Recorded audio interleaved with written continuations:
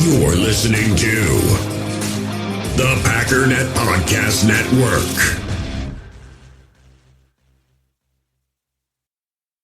What's going on, U.S. Cellular customers? I've got good news, so don't hit skip, at least not yet. I'm talking about their special customer event, Us Days. What is Us Days? It means exclusive offers just for their customers, just to say thanks, like $1,200 off any phone, plus $300 off any tablet. No, I didn't just misread that. They must really like you.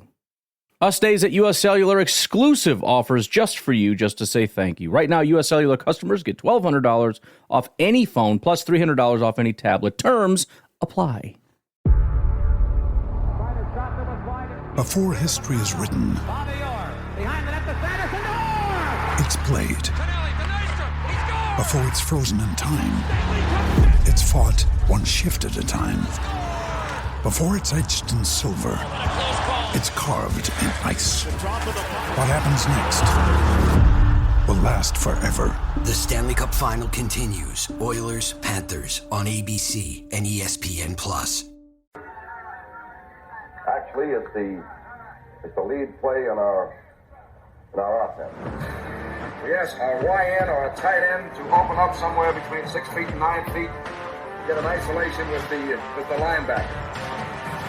Tell the tackle to take the defensive end if he's over him. If he's not, to drive down on the first man to his inside. If the YN has the linebacker taken out, he cuts inside. If the YN has the linebacker in, he comes all the way around. If you look at this play, what we're trying to get is a seal here and a seal here, and try to run this play in the alley.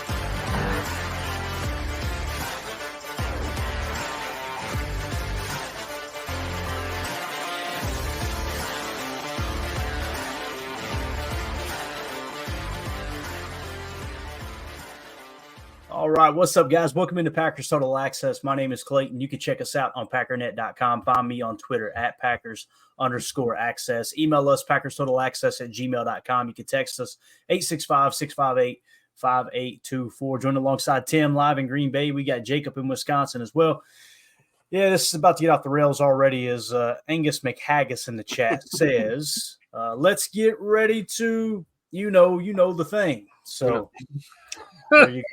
Some of you get it, some of you don't, but here we are. We get it. I know you get it, Tim. Believe me, if anybody gets it, it's Tim. But how y'all doing tonight, fellas? Doing good, man. Feeling good. Looking for Emilio. I think he might be a little late. He's probably, getting fresh and clean after a hard day's work, Wash your hands, wash your butt, man. That's it. That's all. Absolutely. And you got to do what you got to do. It's funny. He was the first one in the chat, wasn't he? Jacob says, I doubt it. I doubt it. He's all show. He's not really working that hard. Oh, man. Blake B89 said, hey, here's another old YouTube follower ready to rumble. LFG PTA Posse. That's what I'm talking about. Welcome aboard, Blake. Appreciate you swinging through, buddy. We'll be back on YouTube here in a couple of weeks. I don't know how long it'll last, but you know how that goes. So, holy cow, look at Eric Sutherland in here, too. We can actually put it on the screen. Good evening, everyone. Look at that. Great what comment. Distinguished gentleman. Yeah. I'm expecting him to come in here with a bow tie next time, man. Yeah. Keeping it clean. That's what I'm talking about. That's what we got to do, man. You got to keep it clean. We got to stay professional. And speaking of professional, I'm going to tell you right now, there's nobody more professional. So we got a multitude of topics we can hit on. We were thinking about breaking down the Tampa Bay game. But I'm like, what, let's hold it for another night. Let's have us a good night here. Let's don't sulk in a loss this evening. We're gonna take a night off from that, I guess you could say. But we got several things that are kind of coming down the pike here. We got some preseason stuff, if you will. Like, I'm not talking about preseason football. I'm talking about preseason projections, money lines, things like that. But the real cool one, this one actually made it official today. We already knew the date, but just wanted to put it up here. As a just kind of like I said, it's officially official. Green Bay Packers tweeted out, save the date, Packers Family Night presented by Bell and Health is Saturday, August the 3rd. So I'm telling you right now, man, if I was in the area, I'd be at Family Night. That's something I've never experienced, and I would just love an opportunity to go to Family Night and watch a ball game without being stressed out, pissed off every time somebody misses a tackle. You know what I'm saying? So me and my family, actually, my late grandmother, my grandpa, and all my cousins and aunts and uncles, we all went to the first family night ever. It was awesome. That's awesome. Yeah, I love watching it. And to me, it's become a tradition, Tim, every year, I'm down here in Tennessee. It's like, all right, I've got 24 hours to find a stream, right? I got to figure out a way to watch this. So really, really enjoy watching. I just think it's cool to see the fans get out there. And like you said, all the kids, you see them right there on the front row. It's an opportunity for them to see their heroes go out there and throw the pigskin around a little bit. Of course, my favorite part's the net. We always love the net. And of course, the thunderstorms, right, Tim? It always thunderstorms. Oh, yes, exactly. We actually got a break from that. Last year, it wasn't too bad, though. And of course, the fireworks show at the end is always cool. You stay a little late, hang out, and, you kind of make a day of it, really. It's an awesome experience. I hope you can get up for one. Probably not this year, maybe next year would be great. Once in a lifetime, you got to do it, Clay. Bring the family. Shout out to my Uncle Jeff, because that was the first time that I realized that he's an animal. He pushed several children out of the way to try to get an autograph from like a third string lineman at the time. I don't even remember who it was, but I was like, dang. I'm like, Uncle Jeff don't give no Fs. He's just like chucking kids, bro. It was proper. Shout out like the name of his rap album. Uncle Jeff don't give no Shout out to Uncle Jeff. How about these hands? That's what I'm talking about. He's over between me and a third string lineman. Come on now. I got to get Royce Newman's autograph, kid. Get out of the way. That's what's happening there on Family Night. I love it, man. I love this too. I remember this. Rock Cod 0656, aka Deadfish, says they had it broadcast on the NFL channel one year. I remember that, and it was absolutely awesome. Sitting in my living room with an ice cold daddy soda, watching Family Night on NFL Network was just great, man. It was absolutely amazing. So, like you said, which was nice for us outside of Wisconsin. Deadfish, let us know where you're located. I can't remember where you're located, man. I always assume everyone's in Green Bay or in the state of Wisconsin, but the reality is got a lot of Milwaukee folks and several people across the country. But, let us know where you're located there, Deadfish. Let's jump into kind of some of the topics here. One of these things that I like to do around this time of the year, you guys know I like to get a football preview magazine. It hasn't made it in the mail yet, which depressing time, moment of silence for the good old days where you could go in a grocery store and buy the season preview. I went into the local grocery store down here. We got a chain called Food City, baby. That city is full of food. You know what I'm screaming? I go in there and I'm like, where's your magazine rack? We did away with them. We wasn't selling enough. I'm like, man. Times have changed, boys. I remember as a kid being so broke that we couldn't afford to buy one of those magazines, and mom would be shopping for groceries, and I'd go over there, and I was like, all right, I got 20 minutes to get as much information as I can out of these magazines. One point, I took a small notepad and jotted down notes about the football season. It's a true story.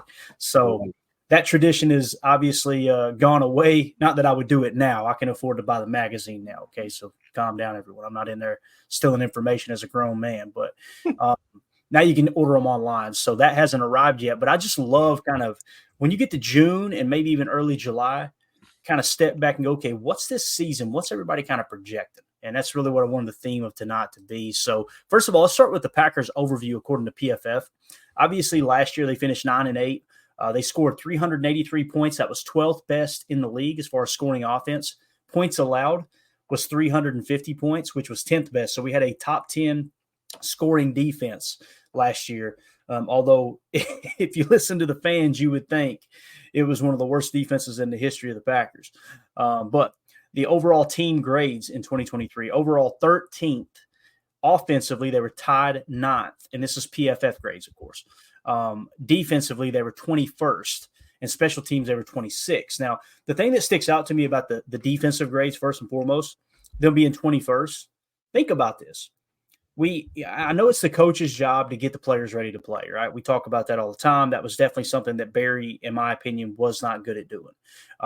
Now, if you look at the SIS data and the total points and things like that, there were several studs on defense. It's like, man, they scored low as a team in points. A couple guys scored kind of high with overall points in the point system SIS uses. But at the end of the day, if the players aren't making the plays, their grades are going to be down. So the fact that we had the 21st graded defense as far as team grades, and you were 10th in scoring defense, to me says a lot about what the coaches were able to do and kind of putting a Band-Aid on the the down spot, or the bad spot on the season, I should say, which was the defense. I just want to get your all's thoughts on that. Of course, special teams, we finished 26th in grades, although I think we would all agree, outside of Anders Carlson kind of being a hit or miss there on the second half of the season, I feel like the special teams, you didn't see very many of those boo-boos that we always talk about. But defensively, what do y'all think about that? The fact that we had the 10th best scoring defense, but according to PFF grades, they were 21st overall. I think it makes sense. I really do, because we saw that last year. We would tighten up in the red zone a lot. We held strong, had a few goal line stands throughout the year. Also, a few moments where we got off the field there on third down, holding teams to field goals instead of giving up tutters. So I can see why, the scoring defense was a little bit higher. Overall, being 21st kind of made sense because, we missed a lot of tackles last year. We did. A lot of dropped interceptions too, right? A lot of drop picks, a lot of guys, looking at the scoreboard instead of their man, those type of things. So, but I fully anticipate, like, just looking at these team grades, I'm going to go out on a limb here and say that we're going to improve in every single category. I think overall we'll probably be teetering around top 10, maybe 8, 9, or 10th overall. I think offensively, we are definitely not going to be tied for 9th. I think we could be in that even top 5 conversation if things click.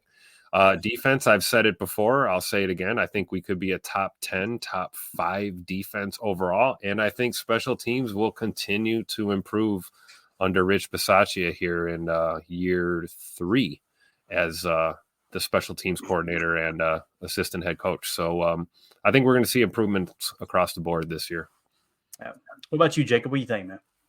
Yeah, man. I mean, Tim kind of stole a few of my talking points there that just popped into my head. I mean, a lot of them was the dropped interceptions, the missed tackles. I sent you a clip, Clayton, of the NFL came out with, they randomly have these clips they throw out on their Instagram and Twitter accounts and that X accounts. And one of them was like the top 8 running backs that break big plays. They had like the most kind of flashy, best cuts, best jump cuts, best cutback moves. And I swear on my life, I sent you guys the clip. Darnell Savage was getting burned on 6 of the 8 of those dudes. And it was just like, oh, man. And so if you were to take away that, you take away Devondre Campbell's really poor play, you take away maybe like some plays from Carrington and some of the guys in the secondary, you add a bunch more of the interceptions like we talked about that they dropped. And I think that scoring defense / overall ranking drastically improves. And I think the fact that we definitely improved on both of those positional groups, especially the cornerback room, the safety room, and look who it is, and the linebacker room. It's going to be insane to see. Like Tim said, I think I forget that they're 9-8 last year. Like we think about that back end of the season, and it doesn't feel like a 9-8 season. Definitely doesn't feel like a top 10 scoring defense season either. So I think that maybe this start of this new year is going to be really exciting to see how much of a jump these players made on offense and how much of a jump they're going to make in a new defense. So, yeah, definitely. Let's go to the chat here real quick. Rock God, Deadfish says Jacksonville's where he's located. So I'm assuming that's Jacksonville, Florida, not Jacksonville, North Carolina. But that's good stuff, man. Keep us updated on how Darnell Savage looks this year.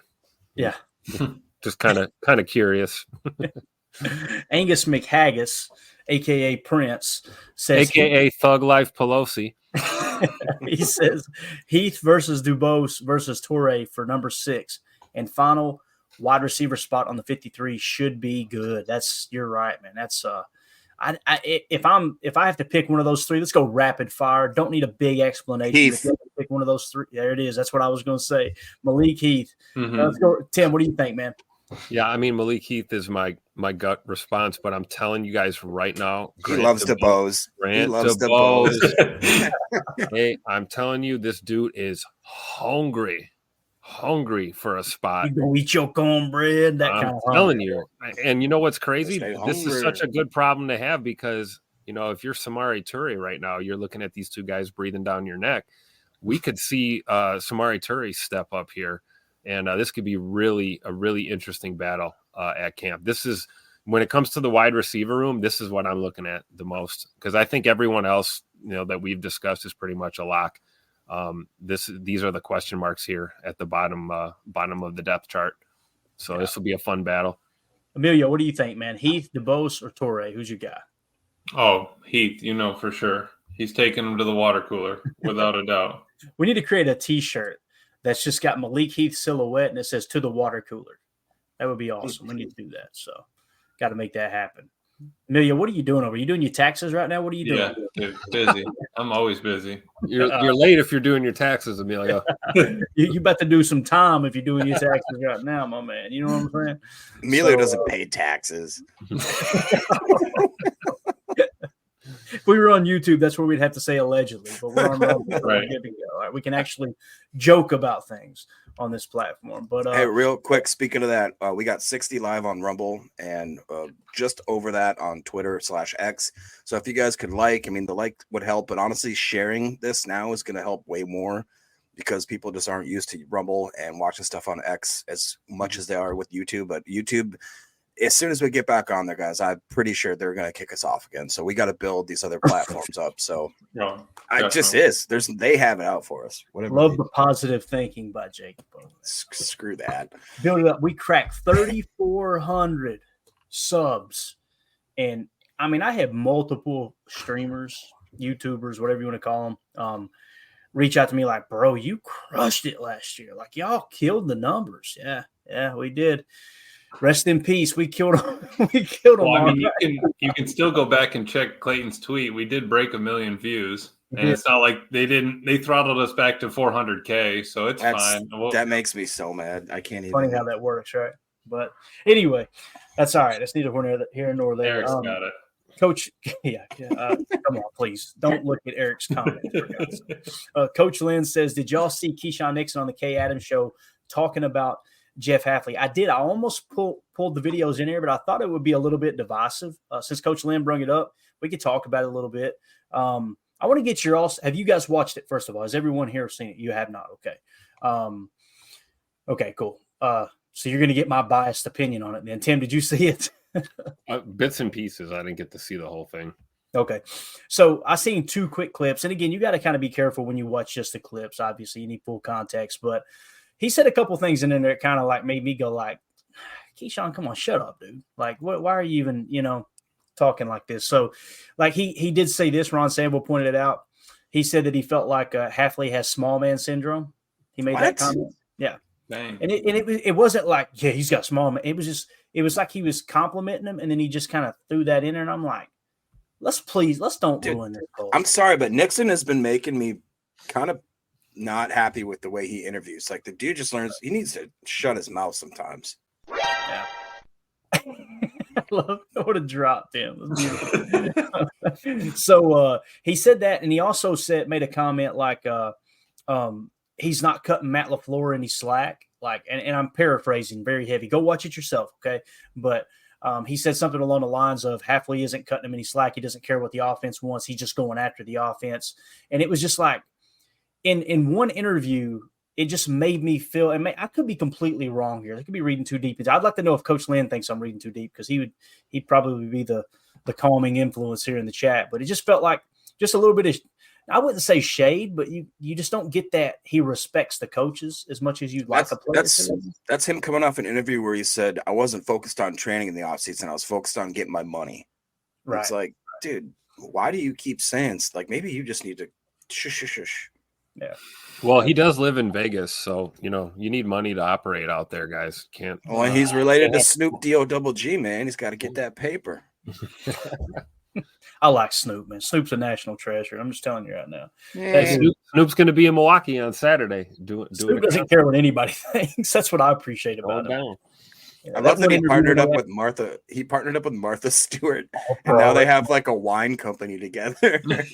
Have you ever seen the clips where he's doing color commentary to like Animal Planet? Oh my gosh, classic! Bro, what are these mongooses? If you haven't seen it, all 73 of you on Rumble, ditch this stupid show and go watch Snoop right now. I'm just telling you, it's hilarious, man. At least just remember, he's totally 100% sober the whole time he's doing it. Stay off the dang. Right, exactly. Coach Lynn says, I'm on Rumble just for this show, man. I appreciate that. Yeah, we do. We appreciate it for sure, Coach Lynn. And again, if anybody else has seen it, let me know what you think about the old Nixon thing. I think this is pretty sound. if I'm reading Eric's comment right. Nixon's feeling the pressure, maybe. Kind of feels like Yeah, they probably got Javon Bullard breathing down his neck, right? But talking doesn't really do it for me, though, right? I mean, I need to see it on the field. I know we're in OTAs and all that, but training camp's right around the corner. I guess this is the last time you can say something about it without backing it up with play, and I think it'll get hammered out real quick. But if it's one of those things, maybe you got a guy that only responds well to one coach. That fair enough, I get that. But at that point, then if we really like Key that much, I think Rich needs to step in and square that away, hammer out whatever issue is there. Obviously, he can't relay it to him the entire season, but if you do have that where a guy gels with one coach better than the other, but that message still needs to get across. It's still the team and everything. So I just think if that's the case, maybe Rich can handle that a little.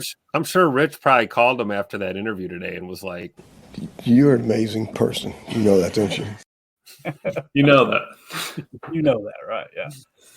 I honestly thought the chat would disagree with me, but it seems like they agree. Said Ron Sample says Nixon thinks he's funny but comes across as a bit of a douche. I think that's pretty accurate.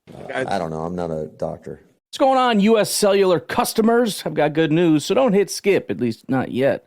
I'm talking about their special customer event, Us Days. What is Us Days? It means exclusive offers just for their customers, just to say thanks, like $1,200 off any phone plus $300 off any tablet. No, I didn't just misread that. They must really like you. Us Days at U.S. Cellular, exclusive offers just for you, just to say thank you. Right now, U.S. Cellular customers get $1,200 off any phone plus $300 off any tablet. Terms apply. Passion, drive, and patience. The formula for winning championships is also what keeps your ride or die alive. eBay Motors has everything you need to maintain your vehicle and level it up to peak performance. Superchargers, roof racks, exhaust kits, LED headlights, and more. Whether you're into speed, power, or style, eBay Motors has you covered. With over 122 million parts for your number one ride or die, you'll always find exactly what you're looking for. And with eBay Guaranteed Fit, your part is guaranteed to fit your ride every time or your money back. Because with eBay Motors, you're burning rubber, not cash. With the parts you need at the prices you want, it's easy to make your car the MVP and bring home huge wins. Keep your ride or die alive at ebaymotors.com. Eligible items only, exclusions apply. In the hobby, it's not easy of being a fan of ripping packs or repacks. We always hype ourselves up thinking we're going to get some kind of a mint signed Jordan Love card or something. But with zero transparency on available cards and hit rates, it's all just a shot in the dark. That is until now. Introducing slab packs from arenaclub.com, the only repack that provides real value, a complete view of all possible cards, and clear hit rates for each one. Now when I buy slab packs on Arena Club, I finally feel like I know what I'm getting. I don't know if you saw the video me and my son did. That was us on arenaclub.com looking for new cards for my kid. Still on our YouTube channel. You should check it out. They have an incredible website. Slab packs are way better than mystery packs. Immediately after your pulls, they put your cards safe in a vault. So whether you're buying, selling, trading, or displaying, Arena Club's got the card collection platform that you have to check out. Right now, you can get 10% off your first purchase by going to arenaclub.com/packdaddy. That is a crazy offer. 10% off a $400 slab pack. That's $40 right there. Anyways, that's arenaclub.com/packdaddy for 10% off your first purchase. You're a podcast listener, and this is a podcast ad. Reach great listeners like yourself with podcast advertising from Lips and Ads. Choose from hundreds of top podcasts offering host endorsements, or run a reproduced ad like this one across thousands of shows to reach your target audience with Lips and Ads. Go to lipsandads.com now. That's LIBSYN ads.com. About a It's a little bit. Just what is the proper term there? Anyway, what was you gonna say, Jacob? No, I just wonder if he really doesn't know. We talked about social IQ and that kind of stuff, Yeah, air and off air, and maybe he just thinks that I'm a superstar, or like the people really care what my thoughts and opinions are, and maybe he thinks he's really funny with some of these comments he's making, but he doesn't understand that, like, dude, you're painting a really stupid picture of the organization when you make those kinds of comments, and it really belittles all the positive. All we've heard all offseason is this team is great, we gel together, we have fun together, we do this, there's no drama, and then Nixon just keeps coming here every now and then just being like Just average 56 yards a return, and all will be forgiven. Yeah, exactly. He can talk all he wants to talk, man. Give me 3 interceptions and a couple tutters on special teams, bro. Well, that's it. What if he just tears it up on special teams and doesn't get the burn at nickel? Yeah. Right? All right. I don't know. Just saying. Randy Cleaver says Nixon needs to shut up and ball. A little harsh, but hey, I respect it. Coach Lynn said it was a little cringe at some points. I did like that Hafley is coaching the D through the secondary. Amen to that. And, the other thing too, Coach, it's not like Hafley came out and made these comments, right? It's not like it's obviously Nixon who's made the mistake of kind of bringing this out in the public. It sounds like behind the scenes, one thing that Hafley is doing is he's coaching this defense up to be cocky, Tim. Not cocky, but confident, I should say. Like, hey, look, you got to go out there. You got to take this freaking thing, right? Yeah, absolutely. It'll be nice to see a defense out there dictating, instead of just kind of, you're already behind the 8 ball. That's why I love defense. You have to react. It's a reactive kind of scenario. The offense is going to do what it's going to do. But there's something to be said about a coach and a coordinator that has the approach of, hey, we're going to go out here and get after it, regardless of what the hell this offense wants to do or try and use deception or whatever it is. We're going to go out and pin our ears back. We're going to play fast. We're going to play confident. Hafley's talked about that numerous times in his pressers about, it's not so much about giving guys too much to think about. You don't want to give them too much to think about and just let them play football. And I think we're going to see that, man. We've got so much talent on this team. We've got a lot of guys with good instincts. And if we've got a coordinator that's going to play up to that, man, it's going to be a hell of a year. Yeah, definitely. Let's see here. What else we got in the chat real quick? We'll go to the next topic. Angus McHaggis says, my nickel, my precious. What are you guys laughing about? I thought Greg was trolling us for a minute, and then I think that he just made a mistake, an honest mistake. No, I think that was pretty funny. If that's true, Greg. I hope that it was just a joke, but I hope more that he really did that. And then he went, what is going on with Greg had no clue what Rumble was until we told him to get on here. He said he does now know what Bumble is, though.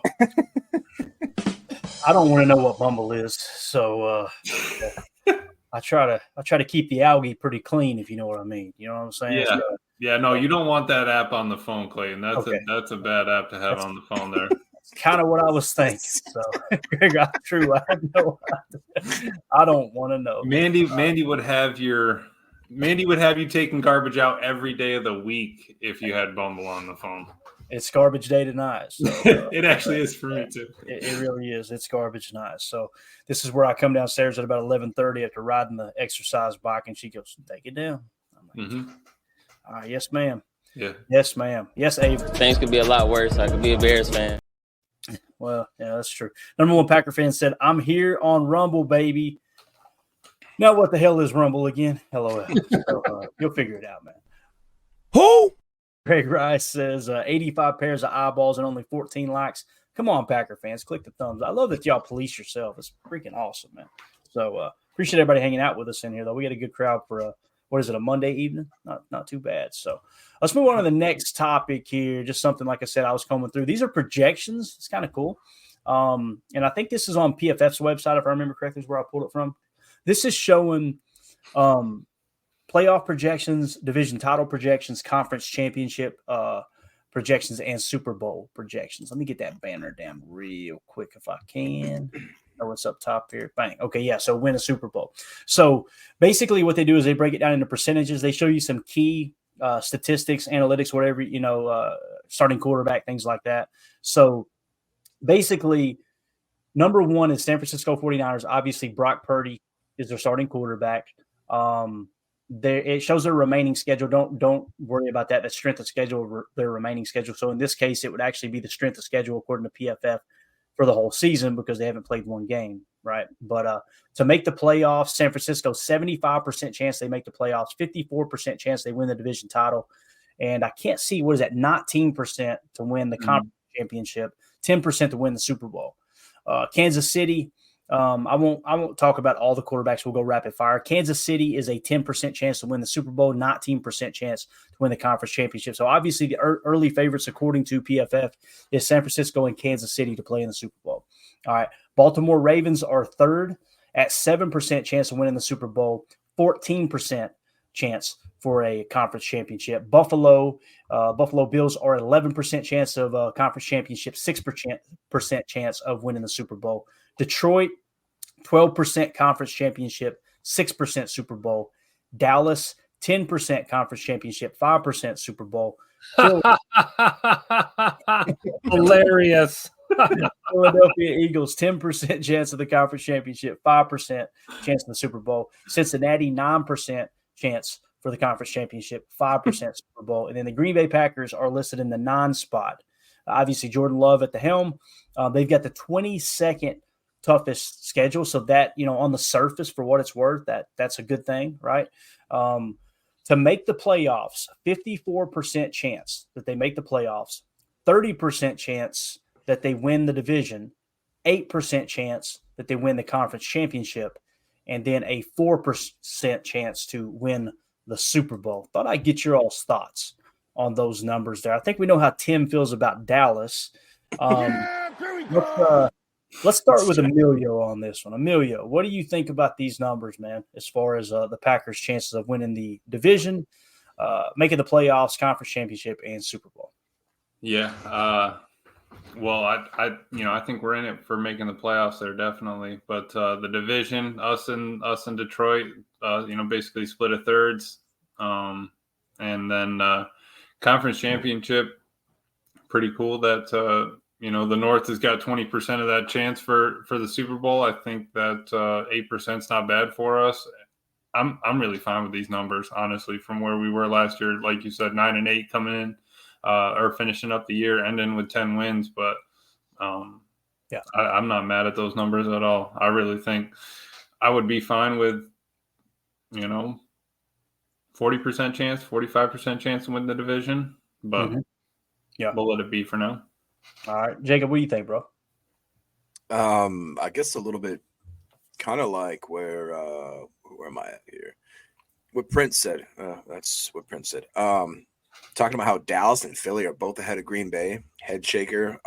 Definitely for Philly, just because Philly really fell apart last year. And just assuming that they're going to get everything back together and rebound and just come back better than ever, or at least in the top 10, top 7. I just don't see that. Dallas, same kind of thing. Zeke is their starting running back. You can't tell me that's an optimal start for the Dallas season. They lost Gallup, other than CeeDee Lamb. Was it Cooks or whatever? I don't see them having another repeat. Even guys like Detroit and Buffalo, you're just assuming that Detroit's going to be great again. It's the first time they won a division in the last 25 years. Okay, we're just assuming they're going to be great again. Buffalo lost all their wide receivers, all their running backs, they've got Kincaid it's a tight end. Otherwise, I think there's a lot of fluctuation that could happen. And you look at, I think what's more telling is teams like Houston is behind Green Bay, Miami's behind Green Bay. Because to me, that seems a little more interesting. I would have thought that Houston and Miami would have been higher on that list, just because I think they're a little younger, a little more prospects on their team. So long story short, I'm not mad where the Packers are there. I think that's fair, but I would maybe kick them up just a couple spots, because I don't believe that between the 4 teams, Philly, Dallas, Detroit, and Buffalo, I don't think all of them are going to be better than the Packers. I just don't. Got it. United Bates in the chat says, got a lot of Jalen Hurts, Nick Sirianni drama going on here in Philly the last few days. So if you would, United Bates, just give us a quick snippet, spill the tea here in the chat. I'd like to know, man, for sure. Tim, what's your thoughts on these percentages here, bro? Yeah, I'm laughing at Dallas where they are on this list. It's funny you say that, because Eric Sutherland says Cowboys celebrate not in January or February. That's right. That's right. And Jacob brought up some great points about what's going on with that team. Now, I'm not going to completely dog them and say that they're not relevant or they're not in the conversation. But when I look at the NFC teams that are on this list, I feel like it's the North runs through Green Bay and Detroit. It's going to be one of these two teams taking the division. And then I don't see Philly or Dallas higher than we are. I know it's early, but I've got a feeling. And, hey, week 1, we're going to get to show the whole world in an international game who the boss is when it comes to the Packers-Eagles matchup. So, and we all know how Dallas' season ended last year. So I don't know why you said this was PFF. Yeah. So, yeah, I don't know. I don't know why everyone's so high on Dak Prescott still after everything we've seen. I don't understand it. Here we go. Yeah, I don't get it. And I'm not saying he's a bad quarterback. I don't think he's a bad quarterback. I just don't think. Oh, I hate it. I just don't think he's that dude. He's definitely not that dude. Jordan Love is that dude. There's guys on this list that are that dude, right? Mahomes, Jackson, Josh Allen, Burrow. Those guys are in that upper echelon. I just feel like Dak is kind of like a mid-tier starter, honestly. But for some reason, they hold him in high regard. But I really do. I think the percentages look pretty accurate, like Emilio was saying. Like, I don't think there's anything wrong with these numbers. But I would venture a guess to say that we get about halfway through the 2024 season, we're going to see the Packers somewhere near that top 5 area. Right. Yeah, definitely.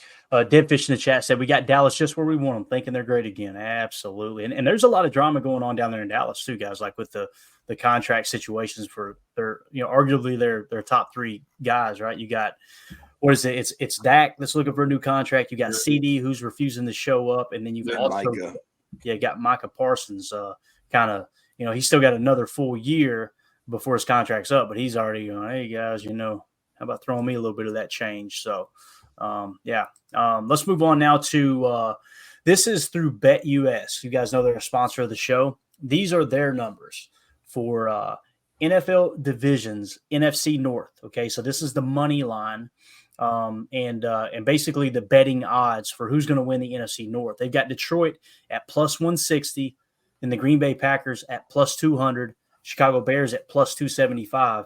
Look at the Vikings, guys, plus 750. Like, I seen that face you made, Emilio.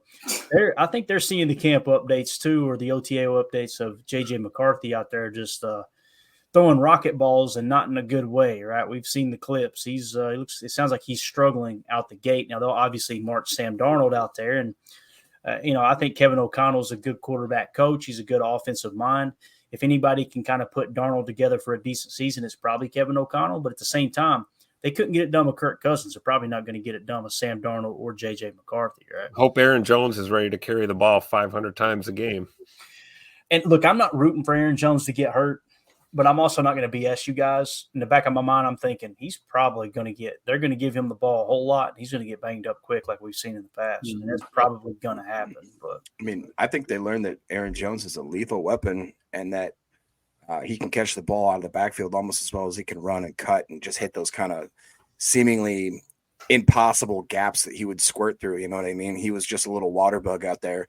But like we talked about, we'd all sit here. It was a double-edged sword where we're talking about we need Aaron Jones more, even back to the Mike McCarthy days.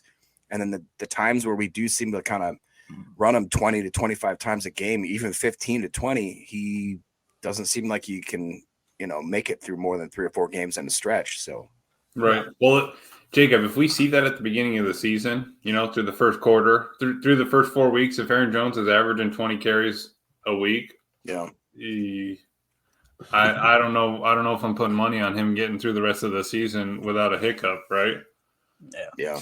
Smitty in the chat said the Bears at 275 is laughable. I agree with that. Like it's to me, I feel like this should be like both Bears and Vikings around 400 or 500, right? That's kind of how I see it, but.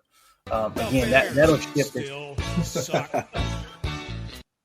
That'll shift as we get a little closer to the season for sure. All right, so that is your division odds there. Just wanted to kind of touch on those before we move along to some of the other preseason projections. We got United Bates in here spilling the tea on Philadelphia. Let me drop that down. He says Hurts was asked in an interview about Sirianni, and Jalen gave a seemingly uninterested response.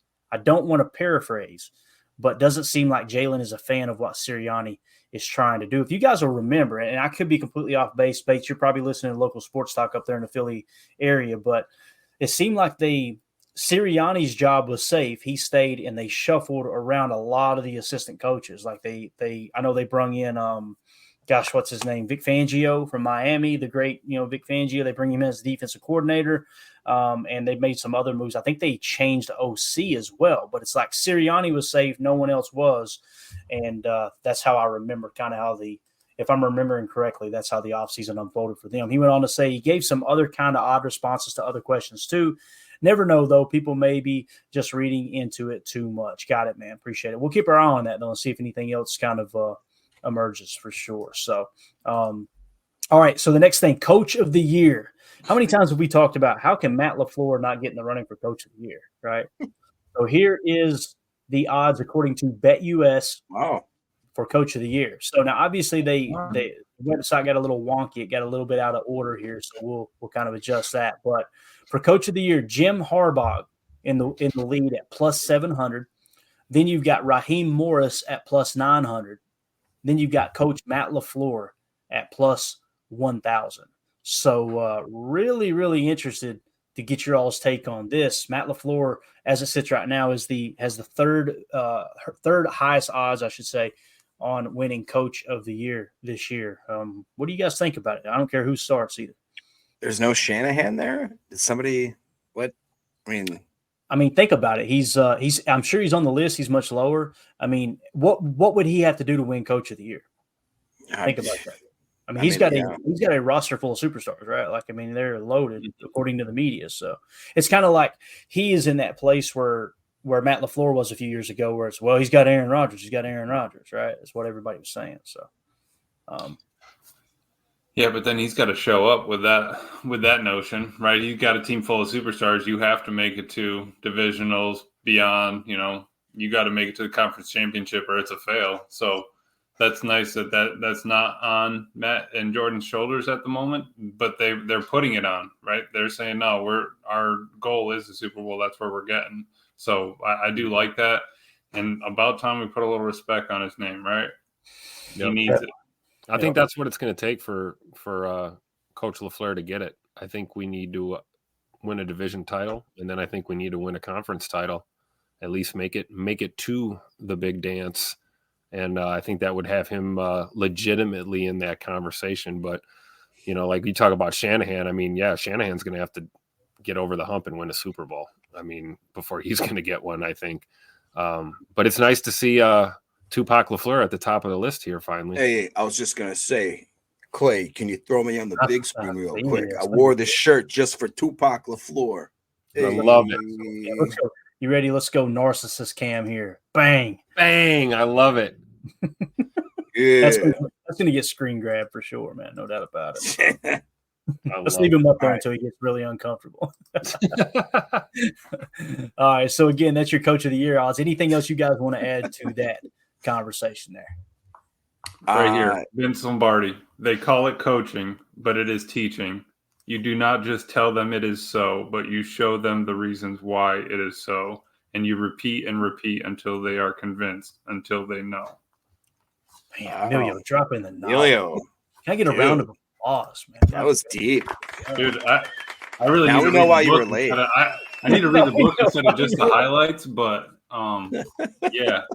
These are I need to write these down.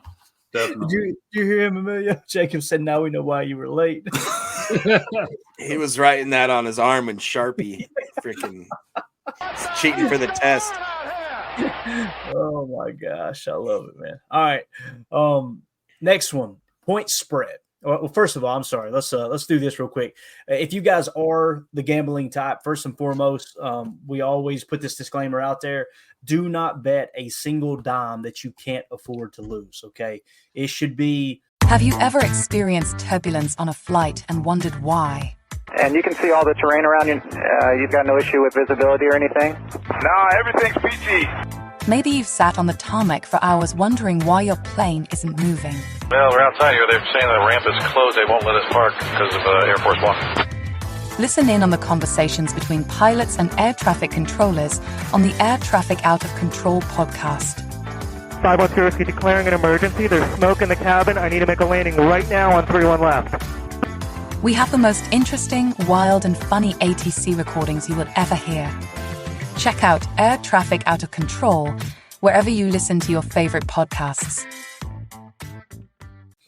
Just pastime, a hobby. It shouldn't be. I'm going to pay the mortgage with these winnings. All right. Unless you got a great tip, unless you got a real good hunch, you go ahead and you bet that mortgage, baby. Do you have a line on like a underdog, boxer or something? His mother wasn't mother. His father wasn't mother. I'm so glad we're on Rumble right now. I'm just telling you right now. Next thing you know, Jacob's going to be going, this is a guarantee win, right? This bet is guaranteed. But now, definitely gamble responsibly. And I just want to give a shout out to BetUS. They are the official sports book of Packer Fan Total Access. You guys can register as a PTA customer with the link in the video description here on Rumble. And again, you just click on the Rumble video. And also it's in my bio, I believe, on Twitter, if I remember correctly. So if you use that link and go and register for free as a customer with BetUS, doesn't cost you a dime to register as a customer. And if you use that link, it lets them know that we sent you to them and puts us in a little bit better standing with them. So again, that is BetUS, the official sports book of Packer Fan Total Access. I used them last year and I really did enjoy it. It was a lot of fun. So, all right, point spread. I thought we would kind of rattle these off. I could tell when Eric's saying something in the comments because Jacob and Emilio both go every time. I was thinking of the Office thing when he was like, money problems? No, I don't have any monkey problems. No. You boys, I swear. Sold my condo on eBay. Got about 80% of what it was worth. Wow, these walls are hollow. All right, so let's look at the point spread for the upcoming season, okay? And I know Jacob, being the gambling degenerate he is, where's the spread for the preseason? We're not worried about the preseason, Jacob, okay? So week 1, Philadelphia plus 1.5. So Green Bay is a 1.5 point underdog going down to Sao Paulo against the Philadelphia Eagles. Thoughts on that? We'll go rapid fire. We're at the 42-minute mark. I'd like to hit each week and tell me if you guys agree, disagree, think it's in the ballpark. They got them ranked ahead of us, so they're going to have to give them the spread, I guess. So I'm fine with being the underdog. All right. Tim? Yeah, I would agree, and it's not a huge differential, right? Mm-hmm. Talking a point and a half here. So I agree with that. I think Jacob kind of hit on it earlier too, Jacob, and you correct me if I'm wrong, but like if you see the Philadelphia Eagles from the year before, hey, man, this is going to be a dogfight. If you see the Philadelphia Eagles from last year, there toward the second half of the season, it kind of will started falling off. But what do you think here with the Packers being 1.5 point underdogs? Well, it's that, and if you add in what United Bates is talking about, that they're clearly not on the same. They're not vibing, dude. They're not gelling. They're not having a great offseason. It sounds like they're being a little bit more combative. Add that in, that traveling across the country for your first opening game, traveling to a different country. That spells a lot of. I would say it's not looking great. I would be way more optimistic, and I am way more optimistic as a Packers fan, as I think even the most diehard. I got a old buddy from Nashville who's a diehard Philly fan from Philly, and I think even he would admit that they got to give us the edge. That spread, whatever. The over/under, I think, is right around where it should be, but yeah. Gotcha. Randy Cleaver's in the chat said we've not been good in game 1. That's a good point. That's a fair point. And obviously you're traveling down to Brazil, so could shake things up a touch for sure. I'm going to go through each week real quick, read them off, and then we'll get your all's take on maybe 1 or 2 games that sticks out to you. Is that cool? We'll do it that way so we don't go week by week like this. We'll be here for 3 hours. So week 2 against the Colts, the Packers are 4-point favorites at Lambeau Field against the Colts. Week 3, they are on the road in Tennessee. I know Emilio will be at that one. I'm excited. We got the tickets secure, all that good stuff. So we're ready to roll. Going to Nashville, going to be a lot of fun. Yeah, it's going to be great for sure. We'll find out some good Nashville hot barbecue and ice cold daddy soda. Hattie B's. Hattie B's. Got to hit it. Got to find Hattie B's. So at Tennessee, the Packers are 3.5 point favorites. Week 4, the Vikings at Lambeau, they're 5.5 point favorites. Week 5 on the road to the LA Rams. They're 1.5-point underdogs.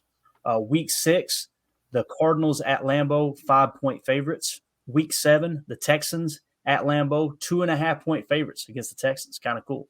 One of the hotter teams in the league. Week 8 at Jacksonville. Right now it's a push. Week 9, Detroit at Lambeau, 4:25 kickoff. The Packers are 1.5-point favorites. Week 11 on the road to Chicago, 1-point underdogs to the Chicago Bears. What? I'm telling you right now, man, you might want to lock that one in, put a little interest on it too. You know what I'm saying? Do something because I'm feeling good about that one. Again, it's on the road, and when you got division rivals, we all know wacky things can happen on the road against division rivals, right? But that late in the season, the way LaFleur tends to adjust when you get to November, I feel pretty good about the Packers pulling that one out. Go ahead. Sorry, to me, that stretch, that 3-game stretch there, or I should say the 4-game stretch, they're giving us 1.5 against Detroit, then giving the Bears a point, then giving the Niners, I guess, 2.5. Yeah, I get that. But then giving us 3 against Dalton, there's no continuity there. Like, what are you talking about? You think the Bears deserve to be in that mix with those 4 teams getting that's stupid. It's all about that, them being on the road is what that is. Like when I seen the Detroit one, I was like, look at us, 1.5-point favorites over Detroit. And it's like, well, we're at home. It kind of makes sense. I'm with you on Chicago. Yeah. The Chicago one's just like, if there was one on this schedule where on the road we should be favorites, I feel like it should be Chicago. But we'll see any given Sunday, right? San Francisco at Lambeau, we are 2.5-point underdogs there. And obviously, the last time we faced them there in the divisional round in the playoffs, only lost by 3 on the road in the rain, right? In San Francisco. So I think that's going to be a great game. Hopefully both teams are healthy so we get a classic there. I know some people are like, I hope the 49ers aren't healthy, but I understand. Week 13, Miami Dolphins at home. Packers are 3-point favorites. On the road, week 14 in Detroit. That's a primetime game. The Packers are 3-point underdogs. Week 15 at Seattle. They are 1-point favorites. The Packers are. Week 16, the Saints at Lambeau, 5.5-point favorites are the Packers. Week 17 on the road in Minnesota. The Packers are still 2-point favorites on the road in Minnesota. That's cool. Week 18, Chicago at home at Lambeau. The Packers are 3-point favorites. So if I understood it correctly, 10 of the 17 games we are favorites. So if you just went strictly off of that, and again, you cannot pick an NFL season that way, but if you went off, favorites, as opposed, if that were to determine the overall record, the Packers would finish 10-7. That sounds like it's in the ballpark. Yeah. Now, as always happens, Emilio, there's going to be 2 or 3 of these games that we think, the Packers are good there. They'll lose that game, and then they may go out there and boat race the Niners, right? Mm-hmm. Seems like stuff like that happens every year. Right. 10-7 is not a bad number. I think I was 13-4, so you could put that as my range, I guess. 10-7, 13-4. What also gets me is we got 3 4:00 games, 7 1:00 games. We don't play a night game until almost December. That is, we open up at, in Sao Paulo, but after we get back home, we don't play another night game for 2 months, 2.5 months almost. So that's perfect for their schedule. 1, 2, we don't get knocked off of, the routine. You get all those young guys into routine. All right, now as we're rolling into December, that's playoff football anyway. Things are going to start changing. We're going to start getting more airtime. I think I love looking at it like this. I know we've broken it down, but just seeing all those numbers right next to each other, all those 1s and 4s, that's beautiful. I like that. Yeah, it's going to be a fun season, man. I was wrong. I counted that wrong. Deadfish says we're underdogs in only 5 games. So there's 17 regular season games now, right? Correct, fellas? So right. With that being said, the projection would be 12-5 then, right? So that's if you were to follow just a projection there. All right, Tim, what do you think, bro? What sticks out to you here, man? They're going 14-3, boys. Woo! Put it in the book. Put it on the ticker right now. Book it. Write it down. Take a picture. I don't care. I don't give a care. I don't give a. But no, I'm not a sports bettor guy, so the spread and this kind of stuff is kind of gibberish to me. But I do get it, and especially the correlation between home and road games, which are huge. The one thing that sticks out to me too is kind of in the middle of the season there, back-to-back divisional games. and then a tough matchup at home against the 49ers. That stretch right there is going to be pivotal in the season. You don't want to drop any divisional games, really. I do still think we're probably going to split with Detroit. We'll probably get one and drop one to them, but hopefully we beat Minnesota twice, we beat the Bears twice, and go ahead and run after this division title. But I mean, super early, this looks pretty reasonable. I mean, as far as underdog versus favorite, I don't see anything completely out of whack. Other than the obviously the Bears week 11 spread is kind of interesting, but maybe it's because they just signed Big Dog. Congratulations to Mercedes Lewis entering his 250th season in the NFL. He signed a new deal with the Bears. He's gonna make another run at it. So congrats to him. But I don't know. It should be pretty cool this year. We'll see.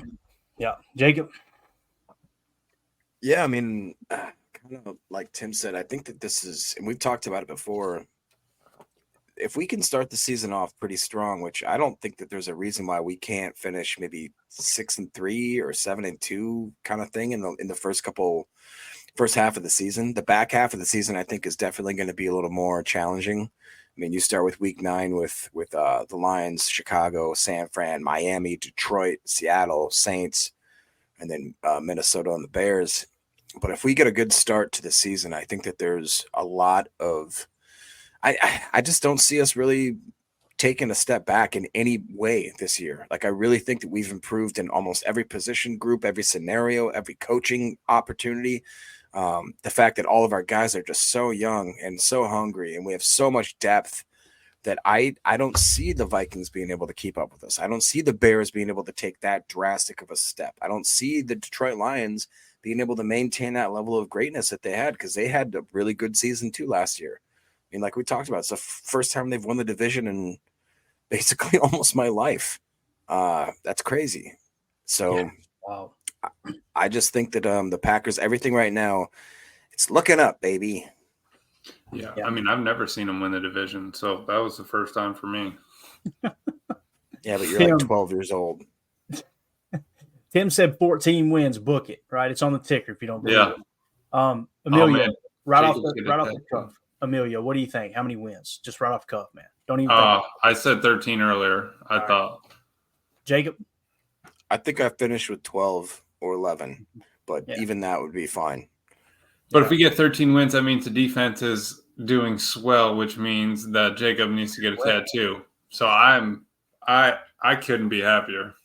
We're gonna get that thing sketched up. I don't even care. I'll be happy to get that tattoo. Exactly.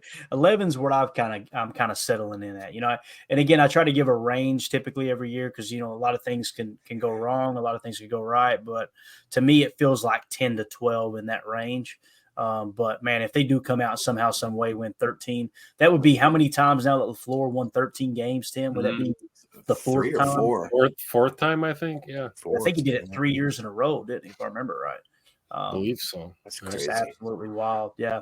So as we wrap up, we're at the 53-minute mark. Got a ton of people in here, 90 people on Rumble. If you guys would hit that like button for us real quick, that'll help boost the algorithm and help other Packer fans find this channel and find our content. Rumble's blowing up. I absolutely love it, man. Just got so much freedom to. Yeah, I don't feel like I'm walking on eggshells over here. You know what I mean? Right. So we'll try the YouTube thing again when the suspension gets lifted and they let us back in the classroom. But like Jacob said, I don't expect it to last long, to be honest with you. So as we wrap up, though, the other night, Coach Lynn was talking about the rap concept. I just want to hit on it real quick. And we'll hit on these periodically throughout the offseason, even the regular season, when we see a concept emerge. When he's talking rap, you guys can see my cursor, right? Yeah, you got it. So the rap concept is the number one. When you hear me say number one, in this case, the Z is the number one, Y is the number two. On this side, the X is the number one, the slot is the number two. If there was a third receiver in this spot right here, he would be the number three. So you count outside in. So on a rap concept, the number one runs a dig and the number two runs a curl. And the reason I think it's called rap is because that dig is wrapping around that curl. Typically, it's a zone beater. And the reason being is when that guy sets in at the curl there at the Y spot, and it doesn't have to be a Y. It could be the slot. This is just, I threw the Y out there because obviously we play a lot of 11 personnel. When he runs that curl route, if they bite underneath on that curl route, then as he clears and wraps around the top here, you're going to have an open window there. We ran that a lot in 2021. It seems like they've toned it back a touch here last year, and it really comes down to they ran it in 2021, and then when Jordan came in and played for Aaron there a couple of times, just filling in, like kind of, I think in the preseason they ran a lot of wrap in 2021 as well. But on the other side, we'll go ahead and knock two out while we're in here. This is called Ohio. The number 1 runs a deep 9, a fly route, right? A 9 route, a go. And then the number 2 runs an out route. That's called Ohio. So those two passing concepts, Ohio, the 1 with a streak, the 2 with an out, and then wrap, the 1 with the dig, wrapping around the backside of the number 2 on a curl. That makes sense, Tim? You're muted, brother. Sorry about that. Yeah, no, that makes sense. I had a question for you. Yeah, man. Just looking at the Ohio and the wrap concept. So say we get in a scramble drill kind of situation, where you've got, maybe you got Jordan extending the play or the pocket breaks down. I know receivers are taught to come back to the ball or come back to work back to your quarterback. When you're running, like the Z here or the slot on the other side, if you're running those routes, is one guy responsible to, like maybe the slot guy should curl back towards the QB in that situation, and then the Z is going to, run straight up the field? Or how do those guys kind of like communicate that in a scramble situation so you don't have everybody going deep or everybody coming back? I think there's a chance that different coaching staffs treat it different, but the way it's always been explained to me is once the scramble drill starts, you just get open. Everybody find a spot, find open space, because you always work back to the quarterback. So in this situation right here, like with the slot, when he runs that out route, if he looks up and Jordan starts scrambling right, then what's going to need to happen is these guys have got to work back across the field. You'll probably see the X, on that go route will probably start coming back down like on a deep comeback, but on the inside, like a deep, deep curl, work back in here. You'll probably see this guy work back towards the sideline, the number 2 or the Y, and the same thing with the Z. You just kind of layer it in. You just, you're looking to get open. Mm-hmm. But I don't think there's anything when it comes to a scramble drill. I don't think anything's predetermined. I could be wrong. I've never known anyone to coach a scramble drill as, hey, look, if you get in a bind and you get in a scramble drill, you go here, you go here, you go there, right? It's more or less of, hey, don't run to the same spot like a couple of knuckleheads. Let's just get open for the quarterback and work your way back to the quarterback. Hopefully he's rolling right rather than the doomed rolling left, throwing back across his body, right? So. And they can practice a scramble drill, right? You can rep a play breaking down, but you're right. Scramble drill is more or less, it's a 7-on-7 2-hand touch game behind the bleachers, where it's like, all right, I got this dude across from me, and we're just gonna find a spot below the tree before I hit the end zone, sort of thing. But I think Love. I also think he likes throwing outs a little bit more. Than maybe that's why they got away from it at first. Maybe he likes hitting, vertical insides instead of the drags as much. But it's still going to be cool to see, man. And what you can do is breaking off. So you got the wrap concept. Then it's a stutter go on the curl. So you set them up 5 times on a wrap concept, and then you have Christian Watson on the inside there, and I'm going to plant and. That guy's biting because he's got burned 3 times on that 10-yard gain, and it's over the top touchdown. And another thing to take out of that, right? He can check out of that. Like he could send the Z on a go. Right. Oh, yeah. At any point, yeah. And he does have full command over the offense. Now, you've seen it in Dallas. That was the big when he checked out, when he seen the safety stack clear over the corner and he read 0 blitz. Remember, he did the little hard count. They declared in the blitz, and he went, oh, hold on a minute. He told Tucker Kraft, hey, you just stay right here, buddy. You stay safe. Give me 1 extra blocker. We're about to torch Stephon Gilmore. He's going to need that Social Security check when his old butt gets burned by Dontavian Wicks right now. So, and the other thing I want to mention, this is very elementary. This is very vanilla. Most offenses in the league, probably all offenses in most cases, have choice routes. So it may be something that this slot, even though the call is Ohio, it may be, hey, if they give you this kind of look with outside leverage, maybe turn it into a corner where you can get over the top. right? There's going to be choice aspects to these routes now. And that's what makes it so difficult. These are just your basic passing concepts. And again, some coaching staffs call it different. Some coaching staffs will want to walk that out further. They'll want to bring it in a little more shallow. They may have a different nickname for it. These are very, very global terms, and every coaching staff puts their own spin on it. So. Right. Yeah, like that corner's bump and run with the X. That's and the nickel's 10 yards off. That slot might just run a little flare, just kick out to the open space behind X, and we're off to the races. Absolutely. Yep. So, again, just want to kind of hit on those as we go throughout time here. And, we got a little bit of extra time here in the off season. Obviously, we could take a few seconds. It's just when you hear us talk about these concepts, it's a little bit easier to give a visualization, if that makes sense. So, anyway, let's wrap this big bear up. Tim, what you got, buddy? Anything you want to hit on before we go, man? No, that was great, though. I like that. I think we should do more of that, man. I like your new Telestrator toy there. Mm-hmm. That's I'm a visual learner. I like that stuff. So I appreciate you breaking that down, man. Yeah, it definitely helps. We'll do it with defense too. We'll talk about the different cover 3 defenses because there's going to be a lot of that played under Hafley. I think we're going to, like I said, there's going to be less pre-snap, too high shell sugar, and you're going to be playing more just, all right, guys, get in place to play. You'll still buzz from a too high look, but I think early on he's going to put these guys in the exact position where they're supposed to be and let them play fast. I think that's what he means by that. But, Jacob, what do you think, bub? Anything else? Yeah, I'll just lean on the chat real quick. Apparently, it's been brought to my attention that Mr. Jonathan Garvin is making a UFL championship appearance, and apparently so is Mr. Jay Sternberger, and Amari Rogers apparently is learning how to hold onto the football in the UFL. So, I mean, honestly, it's funny and all that stuff, but it shows that like the recruiting team saw something. And they had the ability for whatever reason. They just didn't click at the time. But now they, obviously they're taking a little bit of a step back into the competition. But UFL is not a joke, man. Me and Tim, was it me and you that text one night? And you're like, check out this game. And I watched it. And at the end of the game, we were both texting each other. We're like, yo, that was entertaining football. Like you're watching Wade Phillips's squad going out there and giving Danny Etling all he can handle that day. That's right. Oh, man. Another guy who played pretty well in the UFL, Danny Etling, another former Packer. So, yeah, man, it's quality football.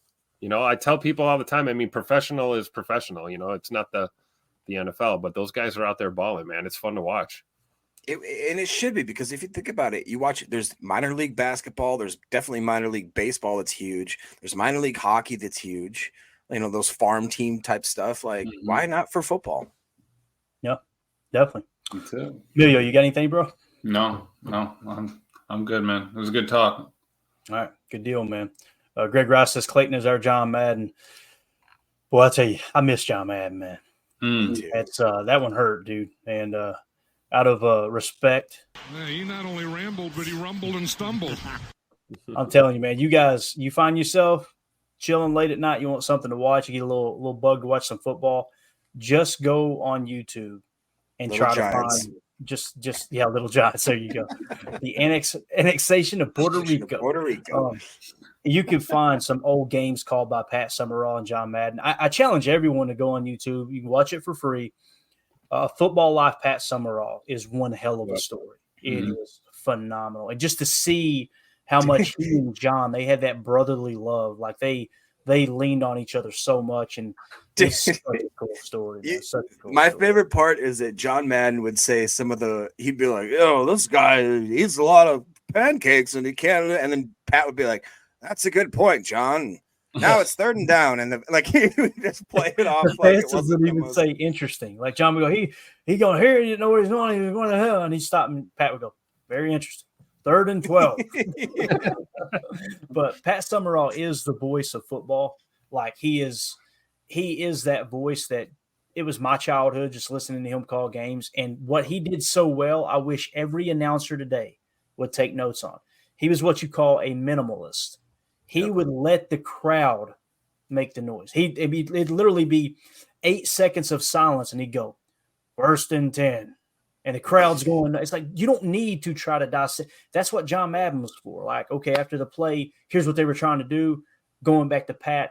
And John Madden said it best. He said, man, I would get on these rants, these tangents, and I'd just walk myself right off a cliff. And then he would just grab it, bundle it up, and 1st and 10, and have me right back on track. So many times he would look at John Madden, or he would look at Pat Summerall like, "Thank you for saving me right there." Pat was the man. So definitely go watch that tonight. Pat Summerall, Football Live. It is awesome. So, yeah, the turducken too. Mentioning the turducken, I love it, dude. Thanksgiving, it just is awesome. And you'll see a lot of '90s Packers games that Summerall and Madden called. Yep. You know, that was, they really were the soundtrack for the '96 Super Bowl championship and just the return to glory that was the Green Bay Packers in the '90s. So. Pretty sure they called all the games in The Replacements too, and that's a fantastic movie. That's your favorite movie, isn't it? Oh yeah, without a doubt. That thing's on. It's getting watched. I absolutely love that movie. Yeah, Greg Rice says, "I loved how Madden loved Favre. He really did, man. He really did. They had just an awesome." Yeah, I've got one of my favorite pictures here in the studio. I wish I could turn the camera and show you. I did it. I put it in black and white too, but it's at Lambeau Field. Favre has the red jersey on. Reggie White has just a practice sweatshirt on. They don't have pads on. They did a walkthrough or something. They're carrying their helmets, and John Madden's between them. And Reggie said something to crack up Madden because Reggie, you can tell Reggie's talking, Madden's laughing, and Brett's laughing. It's just those three together basically in the bowels of Lambeau Field. It's the coolest picture ever, man. It's my favorite picture outside of pictures of my wife here in the room, obviously. So for those reasons, but obviously, yeah, obviously she's probably watching right now. So that's how you do it, boys. She's like, "Clayton, get off that Bumble."